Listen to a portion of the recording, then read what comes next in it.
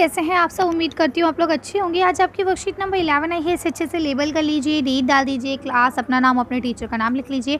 क्योंकि ये आपकी विज्ञान की वर्कशीट है तो दोनों लैंग्वेजेस में बनाऊंगी, इंग्लिश में भी और हिंदी में भी। तो आज हम लोग पढ़ेंगे कार्बोहाइड्रेट्स के बारे में और प्रोटीन के बारे में। तो देखिए क्या लिखा है।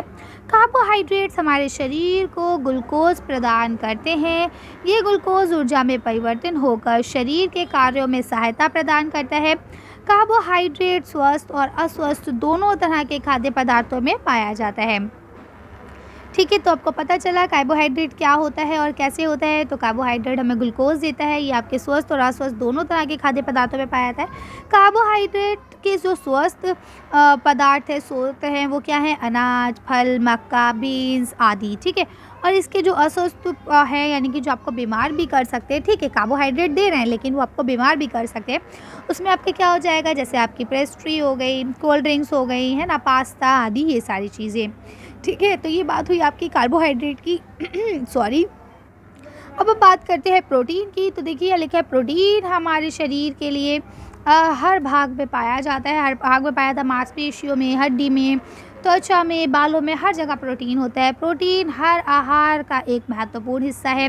यानी हमारा जो आहार है, हम जो खाते हैं, उसमें भी प्रोटीन होता है। ठीक है, व्यक्ति की उम्र पर निर्भर करता है कि उसे कितनी मात्रा में प्रोटीन की आवश्यकता है। यानी कि आपकी जैसी एज होगी उसके अकॉर्डिंग ही आपको प्रोटीन की ज़रूरत होती है और उसी के अकॉर्डिंग आपको प्रोटीन लेना चाहिए। उदाहरण के लिए दाल, मांस, मछली, अंडा, मूंगफली और डेयरी के जो उत्पादन होते हैं जैसे दूध, दही, इनके अंदर आपको प्रोटीन की मात्रा अधिक मिलती है। ये शरीर की कोशिकाओं के निर्माण और मरम्मत में मदद करता है। यानी कि जो आपकी मसल्स हैं, मांसपेशियाँ हैं, कोशिकाएँ हैं, यानी कि जिन्हें आप बोलते हो टिश्यूज़ वगैरह है ना, तो वो हमारे शरीर में उनको मतलब सही रखने में मदद करता है। टूट जाए या वो मतलब मान लीजिए आपकी चोट लग गई इस तरह से कुछ, तो उसको सही करना, उनका निर्माण करना, ये सारा काम ये करता है। इसके लिखा है ये वृद्धि और विकास के लिए महत्वपूर्ण है, खासकर बचपन, किशोर अवस्था और गर्भ अवस्था के दौरान। यानी कि प्रोटीन हमें 3 अवस्थाओं में ज़्यादातर लेना चाहिए और इस पे ही ये सबसे ज़्यादा लाभदायक है। नंबर 1 जो है बचपन में, जब इंसान बच्चा छोटा होता है, ठीक है, तब आपको ज़्यादा पीना चाहिए। फिर किशोर अवस्था यानी कि जब आप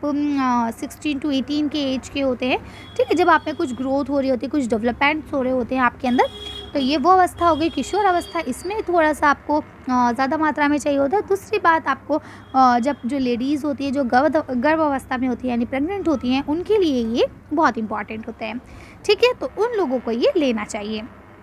चलिए अब हम क्वेश्चन आंसर्स को पढ़ लेते हैं। उम्मीद करती हूँ यहाँ तक आप लोगों को अच्छे से समझ में आ गया होगा। ये देखिए यहाँ पे आपको कुछ तस्वीरें भी दी गई हैं। ये आपकी कार्बोहाइड्रेट की दी गई हैं, किस तरह से pasta, macaroni, bread, cold drinks इसमें मिलता है। और ये आपकी प्रोटीन के लिए दी गई हैं, किस तरह से मूंगफली हो गई, आपकी फ़िश हो गई, या मीट, अंडा, इन सब चीज़ों में ये मिलता है।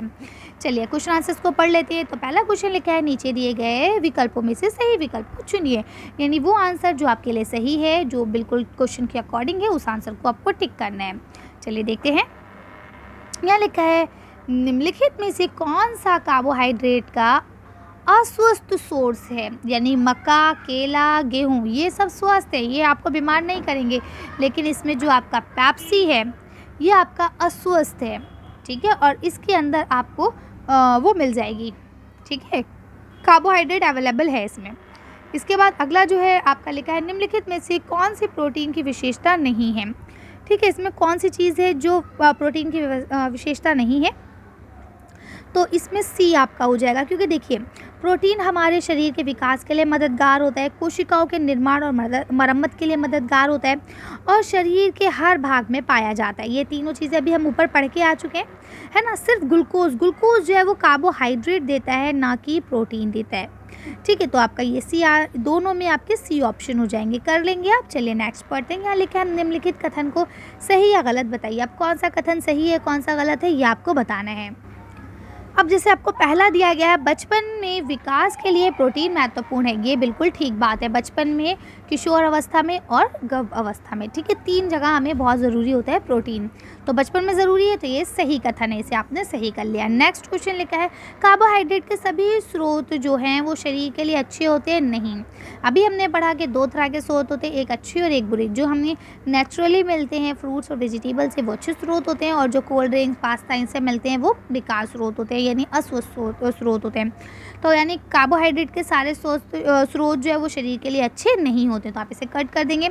अगला लिखा है सभी आयु वर्ग के व्यक्तियों को समान मात्रा में प्रोटीन की आवश्यकता होती है? तो ये भी गलत है, क्योंकि अभी हमने पढ़ा प्रोटीन जो है आपकी आयु के हिसाब से होता है कि आप कितनी आयु के हैं, क्या आपकी एज है, उसके अकॉर्डिंग ही आपको प्रोटीन लेना चाहिए।